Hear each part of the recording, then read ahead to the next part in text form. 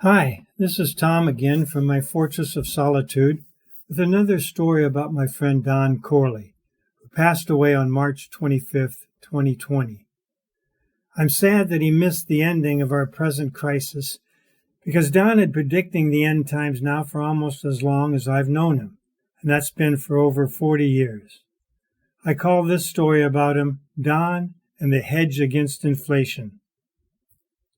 In 1976, we had our first financial crisis since the Great Depression, at least the first one that we, Don and I, were old enough to be affected by. There were gas lines and gas rationing. It was during this turmoil that Don first thought about putting a little something away for the future. He was making good money at Budweiser and living with his mom in Simi Valley, so he had money to burn. He decided to put some of it away for the hard times he was expecting to come. He didn't buy Budweiser stock or municipal bonds, nothing so mundane. No, Don invested in gold and silver coins. But instead of trusting his investment to the security of a safety deposit box, probably because his faith in government and society and their institutions was dwindling, he decided that he would bury his loot in the yard around Grandma's house inside old coffee tins instead.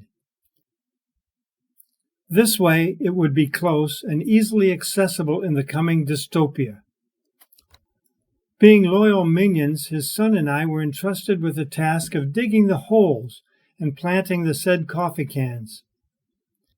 He must have had a childlike faith in our unwavering loyalty, and in my case it was justified, because the thought of any one of us coming back in the middle of the night and digging these cans up didn't occur to me until just now. But I can't speak for Donnie. His dad was, after all, treating his inheritance in a rather cavalier fashion. It does make me stop and think, though, because of later events.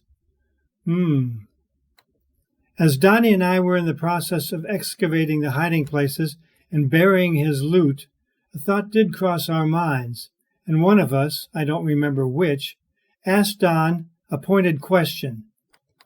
Wouldn't it be a good idea to make some sort of diagram, a picture as it were, with measurements and such details as to maybe facilitate future access to the precise orientation of the alleged booty? Don's reply was succinct and to the point. We don't need no stinking map. Perhaps Don was remembering the pirate movies of his youth, where treasure maps always did seem to fall into the wrong hands. Who knows?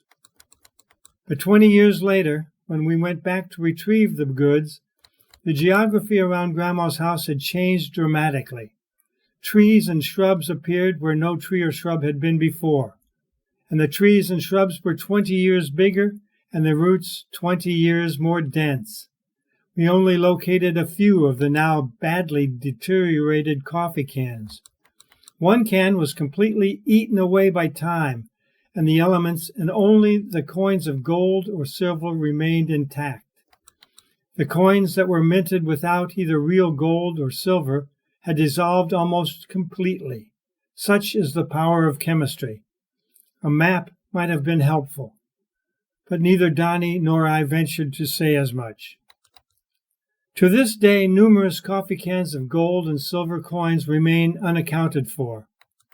I'm sure that the coffee cans are long since just piles of ferrous oxide, but there's still the gold. Maybe some future homeowner at 1057 Coulter Court in Simi Valley, California, might find himself a pile of buried treasure just for the price of a little shovel work. Who knows? To Donnie and I, Don never displayed any remorse or regret over the lost treasure, but I've given it some consideration, and the fact is that the price of a gold Krugerrand in 1976 was $133.77, and the price of one in today's market hovers around $2,000. But how many Krugerrands do you think could fit in 5 12-ounce coffee cans? That's above my pay grade. But it would be nice inheritance, even divided 3 ways. But what is money compared to a shipping container full of old newspaper clippings?